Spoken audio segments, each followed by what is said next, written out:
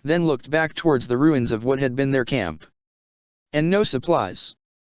A chill went up Graham's spine. Few of them had managed to grab all their armor, and 2 of them didn't even have weapons. And no supplies meant very limited lyrium. He had maybe a half-dozen of the little vials. We should be able to make it to the village in a week. Emery nodded. Let's locate the others. We will regroup, resupply, and come back for the Maleficar. They found Ansel hanging from the branch of a tree the following day. He'd been bound to the branch by what at first looked like thick ropes. Graham heard Haywood vomit into some bushes, and for a moment, thought he would do the same. Maker's breath, Traverse said. What tracks do you see? Emery said. Graham examined the trail. It's hard to make out. Some fighting took place, but I can't say for sure what attacked them. Some fled.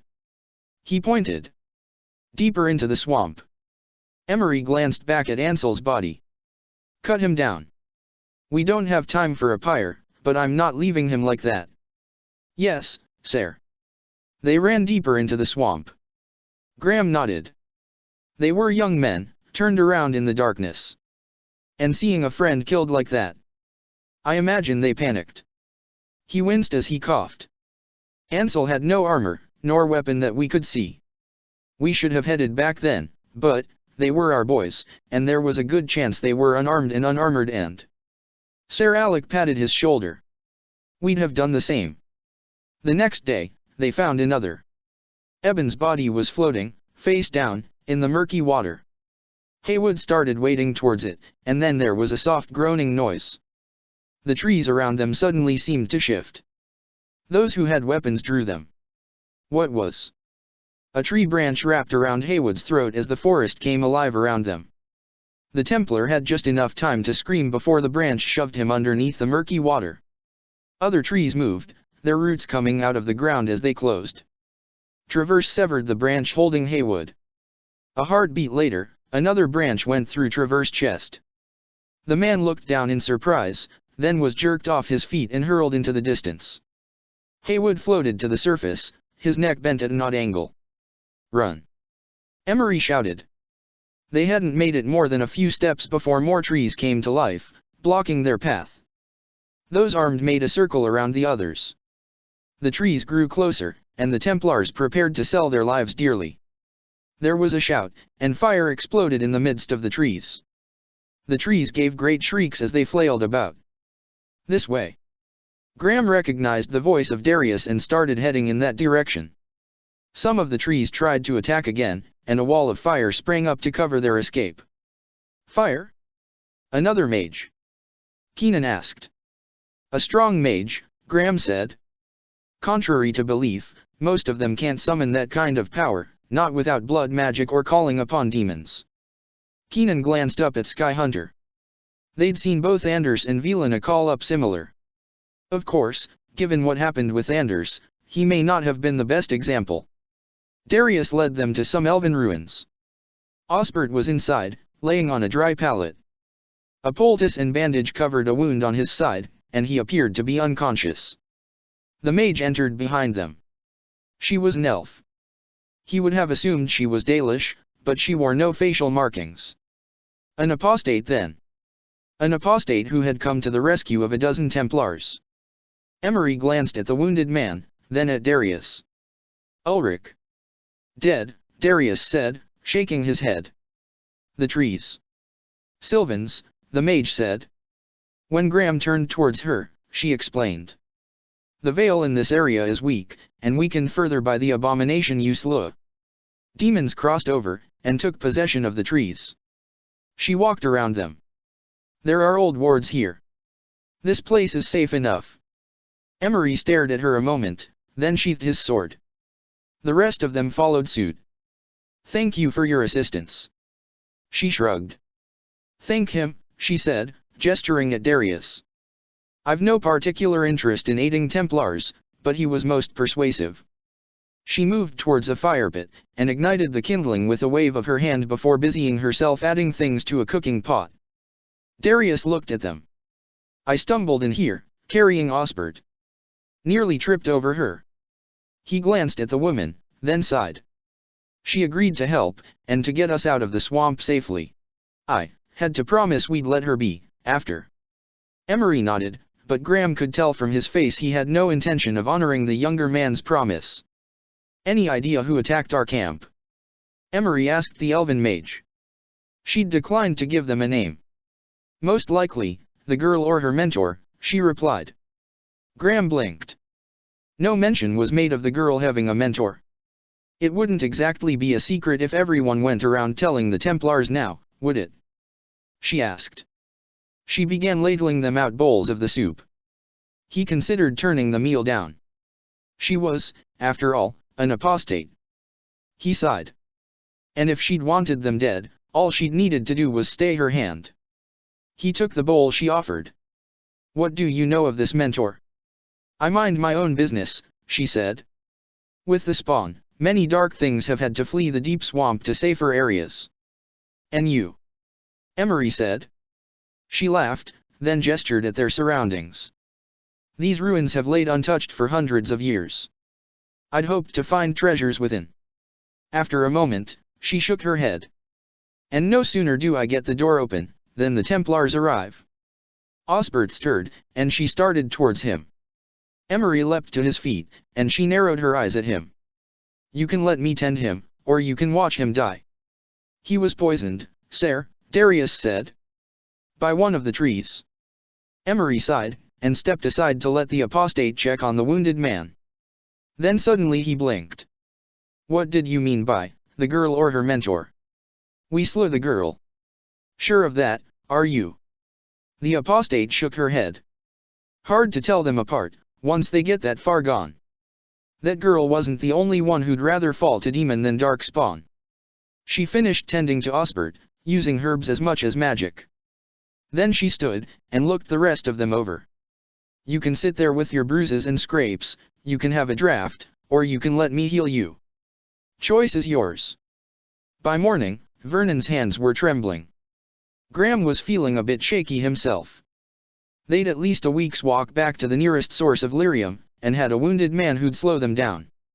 Assuming they could even bring him with. Osbert had yet to regain consciousness, but his color looked better. The mage showed Darius where the food supplies were, and left him to make breakfast while she tended to Osbert. The normally garrulous young Templar went about the task almost silently. Graham gave him a concerned look. Are you all right? Ansel and Ulrich. Darius sighed. Eben didn't make it then. We found him, near the trees. Haywood and Traverse died there. Darius added water to the leftover stew, then added more ingredients. He glanced over at where Emery was sitting, glaring at them sternly. The Knight Corporal is angry with me. The Knight Corporal is angry at the situation. He's not going to hold to the deal. I imagine once she's let us out, he'll take her into custody. He blinked as Darius paled slightly. What's wrong? She's powerful, sir. And, without lyrium. Yeah. Darius sighed. Without lyrium, we won't be able to take her into custody. If she resists, he'll have no choice but to attack her. That's a bad idea. Guess we'll have to hope she stays reasonable, then. Graham sighed. She saved our lives, Darius. The Knight Commander will take that into account. Darius only nodded. Osbert awoke that evening. He was a bit on the delirious side and had little memory of what happened, but he was awake. The mage said he'd be able to walk, and she'd take them out in the morning. She reminded Emery that the deal was he'd let her be after. Emery reassured her. They all knew he was lying. Graham saw her eyes. She knew it too. She held up her end anyway. They were past the blasted camp when he saw Emery start fingering the hilt of his sword. His hands trembled. They'd been without lyrium for days, and it was taking its toll on them. Darius was pulling the travois that carried Osbert. Graham noted the man seemed to be in better shape than the rest of them. Maybe it was due to him being younger. And that's when they saw the girl. 11, maybe 12. She fit the description her brother had given, right down to the silver chantry amulet. She looked up at them, smiled, and waved. The mage waved back. I drew my blade, Emery said. They turned to look at him. He sighed. I drew my blade, and I accused her of being the one to attack the camp. Graham sighed. For all we yet know, she was the one that attacked the camp and killed Ansel. Sir Alex sighed. Darius was under her power, wasn't he? Emery bowed his head, then sighed. Darius was a foolish boy, a dumb kid with his heart in the right place. He'd made 2 bargains with her, not just the one he'd told us about. Keenan blinked. What do you mean? The deal he told us about was what he said. She'd show us out of the swamp, and in return, we'd let her be, Graham said. But the first bargain, that was her saving us in the first place. The elven mage just smiled when Emery laid the blade against her neck and began demanding answers. It was the child who cast, causing the ground beneath their feet to erupt and knocking them down. The elf stepped backwards, outside of the range of spells as the girl came towards them. She was laughing, a sweet and oddly innocent sound, as she tore the veil. You said you'd get them safely out of the swamp, Darius said, climbing back to his feet. In case you did not notice, he attacked me, she said.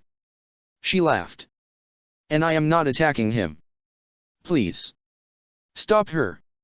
We had a deal. The mage held up her staff and the shades stopped their forward motion. So we did. Emery and the rest of the Templars got to their feet.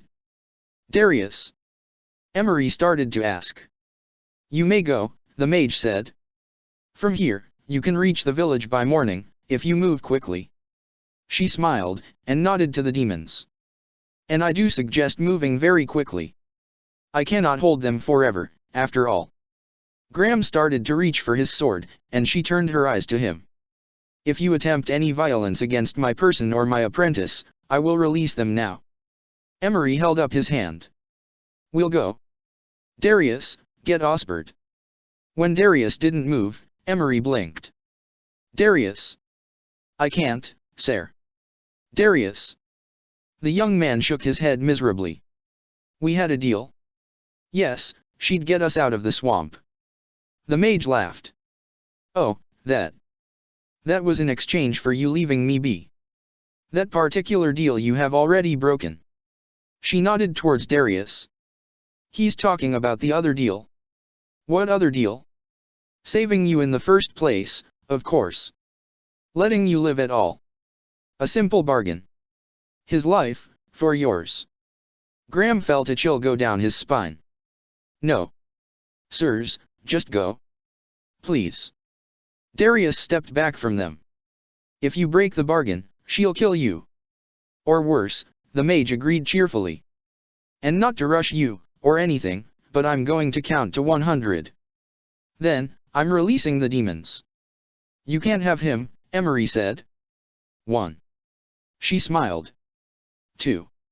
Emery glanced at his men, then at the demons, then at Darius. And sheathed his sword. I will kill you, he said to the mage. 5. Her smile became cruel. 6. You left him, Sir Alex said. Emery nodded, his face bleak. There were 7 demons, and 2 abominations. Had we stayed, tried to fight, we'd all have died. We'd 8 swords among us, and maybe 5 who could lift them. What good would that have done him? I thought, get to the village, get reinforcements. Maybe we could get back in time to save him from whatever. He sighed. The demons caught up with you, Keenan said. Graham shook his head. No. I don't know if she even actually sent them after us, once we left. She kept her end of the bargain. After all that, it was Darkspawn. Emery's laughter was bitter. We ran right into them. There were 4 of us left when we stumbled upon the bandits. Walter and Grayson were infected. The bandits put them down, then locked us up. Emery slammed his fist into the ground. He gave his life for 12. And only 2 of us made it. The pack leader had gone to Ostagar, and Longtooth was dealing with bandits of his own. They gave the report to Elder Wolf. We found the body of the man who'd been disemboweled, but lost the trail shortly after that, Keenan said. The trees did not move, Sky Hunter added. Loghain nodded. I'm sure Grigor will be appreciative of your actions. This, however, is a matter for the Templar forces.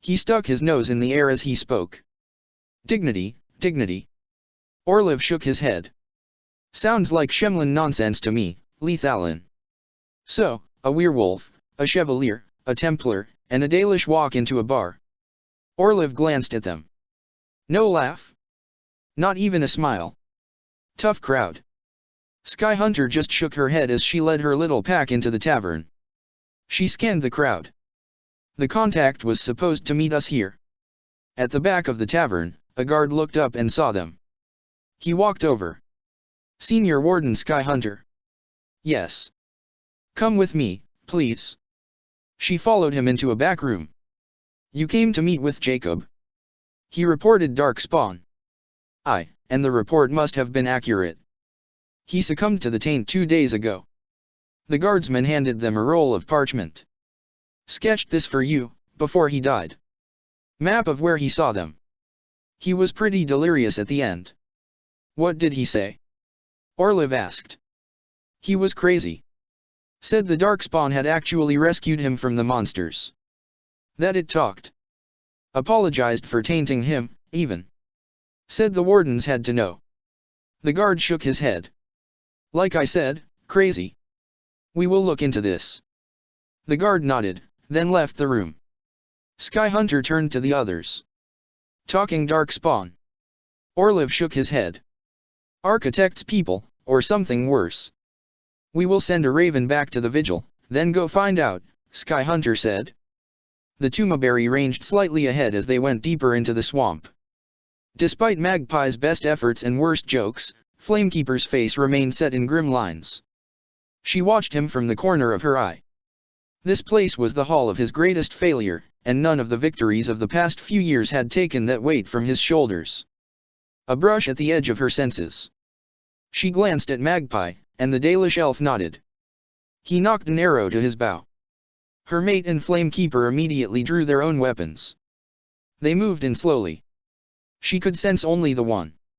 It remained where it was, even as they came closer. It was watching them.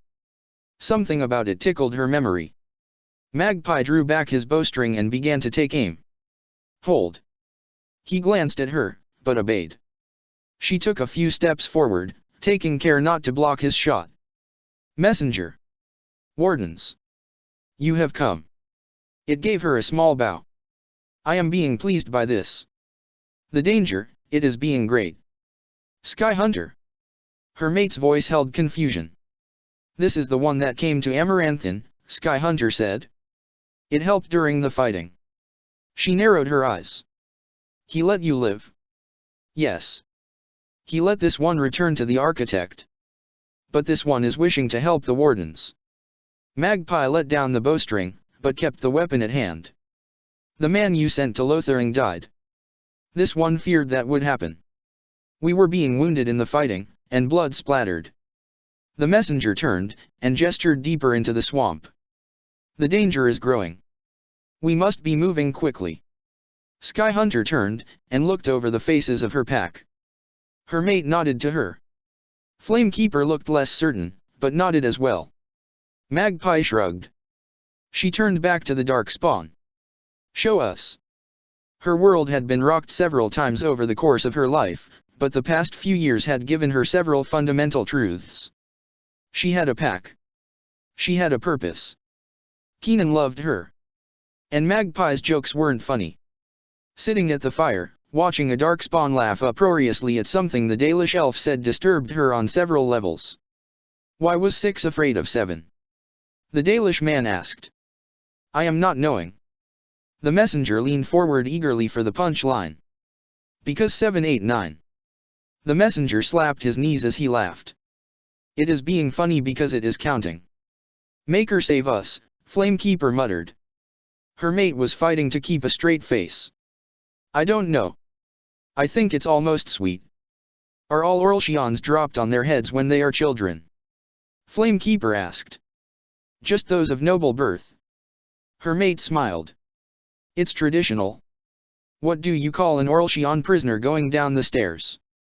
I am not knowing. A condescending. The Darkspawn almost howled with laughter. It is being funny because the words sound the same. I am going to sleep. Sky Hunter glanced across the fire. Before I drown them both.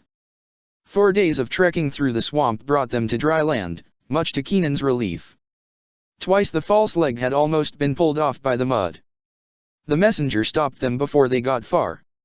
She is placing wards, setting traps. Too far, and she will know. Sky Hunter signaled the Maberry to stay close. She. The mage. You didn't say anything about a mage, Emery said. She is being the demon summoner.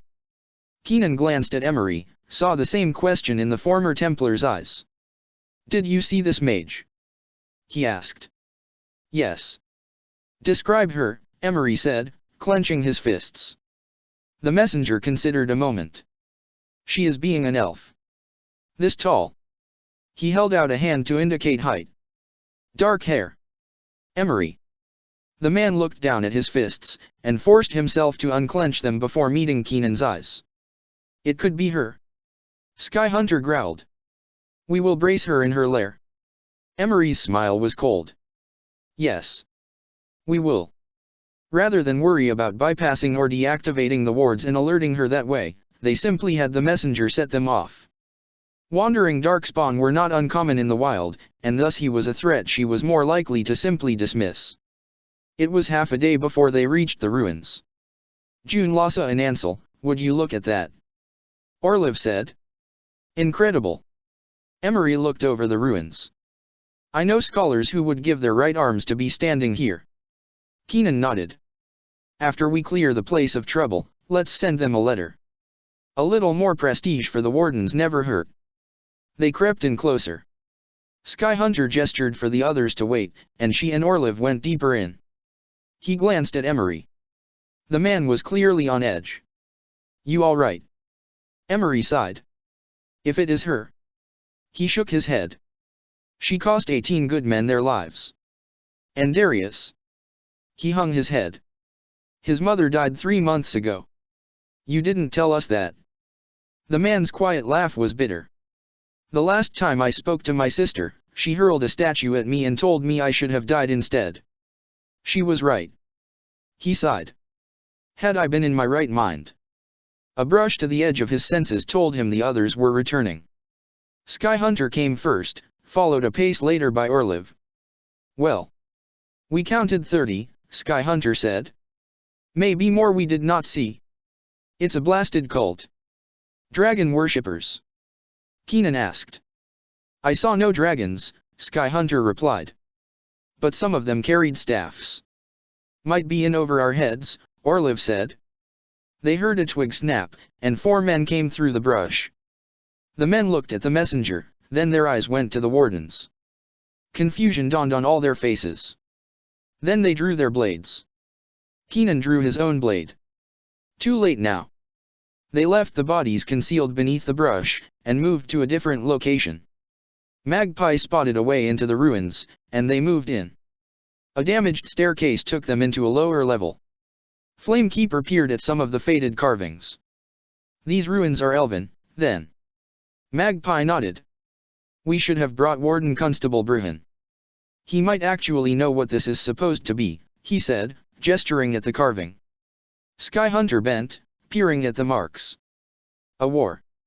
Plenty to choose from, Orliv said. The messenger led them further in. Lightai gave a low warning growl, and they immediately ducked further into the shadows. 4 armored men and a mage passed by in the corridor, carrying a torch. Sky Hunter gave the signal. Magpie's arrow dropped the mage in his tracks. She went left, with her mate, while Flamekeeper and messenger went right. When it was done, they dragged the bodies out of the corridor and stacked them in one of the rooms they'd passed. Continue in. Magpie asked. She nodded. She heard her mate let out a string of curses in Orlshian. Magpie echoed him in Elvish. Flamekeeper only stared in silence. The messenger moved forward into the room, bending to examine one of the strange contraptions. The coppery smell of blood and the sickly sweet odor of rotting flesh filled the room. The body on the table looked like nothing she'd ever seen before. She glanced at the others. Flamekeeper nodded at it. An abomination. One fully gone to the demon.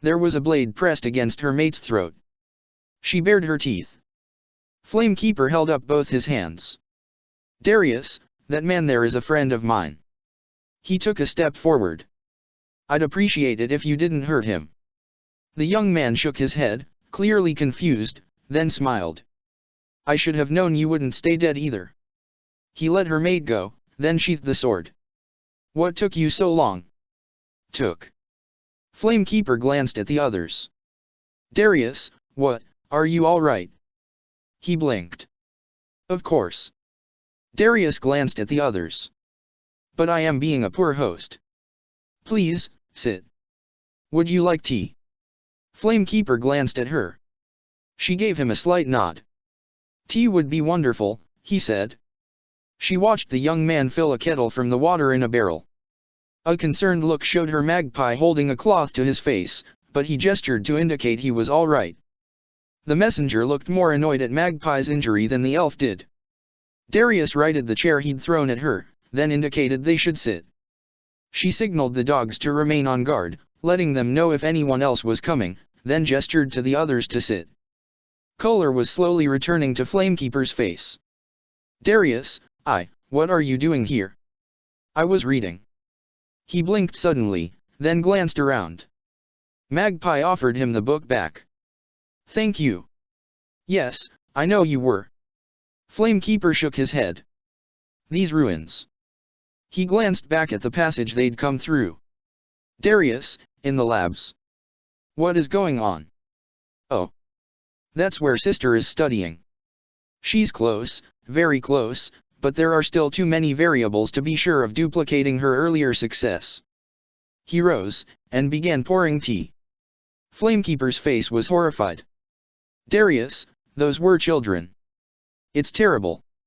The little ones tried so hard, Darius shook his head. They wanted to be strong, but the demons. He sighed. Sister will stop it from happening. He smiled. I'm glad you are here, Uncle. I was worried when you didn't return with the others. Flamekeeper glanced at the others, then at the tea. The others waited until Darius had taken a drink before having a drink of their own. What do you mean come back with the others? He shook his head. And what do you mean sister? My sister, Darius said. She is in charge here. He frowned, then looked from Flamekeeper to the others. Who are the rest of you? I am Skyhunter. We are wardens. Darius got up so quickly he knocked his chair over, and started backing away. Uncle, what were you thinking? Bringing wardens? Here. Skyhunter blinked. She looked from Flamekeeper to the messenger. The young man had not remarked on the messenger's presence at all, but was disturbed to find they were wardens. His reactions made no sense. Your uncle has joined our order. Flamekeeper nodded. I have been a warden since I was separated from you. The young man shook his head, and looked fearfully over his shoulder. Uncle, you need to go. You need to take your friends and go, now. Come with us, Darius. I can't. My sister needs me. Darius, you don't have a sister. Darius began to shake. She needs me. I have to protect her, keep her safe. Darius. The young man looked at them, then turned and ran. Magpie went for his bow, but Flamekeeper grabbed his arm. No. Well, they definitely are going to know we are here now, Magpie said. Let's move. Blood magic.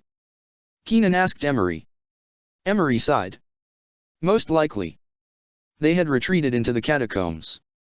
There was a small pool, providing them with fresh water, and several choke points.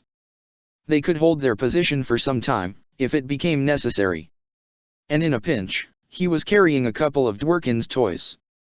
The dwarf had taken his finest creations with him when he'd gone on the run, but a couple of his apprentices had remained behind. He could seal a path or blow open a wall if he had to do so. Orliv kept a watchful eye on the corridor, with the Maberry beside him. Why though? She's clearly got plenty of willing followers. Why take a Templar captive? Perhaps these followers are not so willing, Emery said. A single blood mage can enchant several. And she had at least one apprentice. So how do we fix this? Sky Hunter asked. There are ways to deal with the enchantment, Emery said. Certain prayers, rituals, spells by trusted mages. But by far the most effective method. She nodded. Kill the blood mage. There was a scraping sound in the catacombs. Both Maberry immediately went on alert. The wardens drew their blades as the corpses of the long dead began to rise. They moved quietly through the tunnels, until they saw stars. Sky Hunter glanced at Magpie.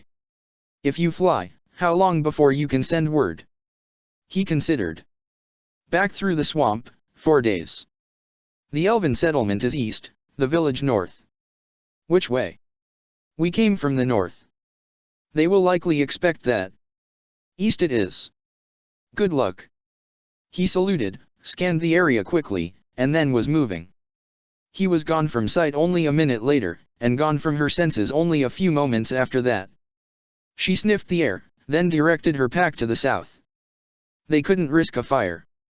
The messenger offered to share the fish he caught, but he was the only one willing to eat it raw. Though Keenan was fairly sure Sky Hunter refused for his sake rather than any actual problem with the idea on her part. They had rations enough in their packs. Emery was staring at the castle. They have fires going, on the towers. Well, at least those bastards are warm. Keenan sighed.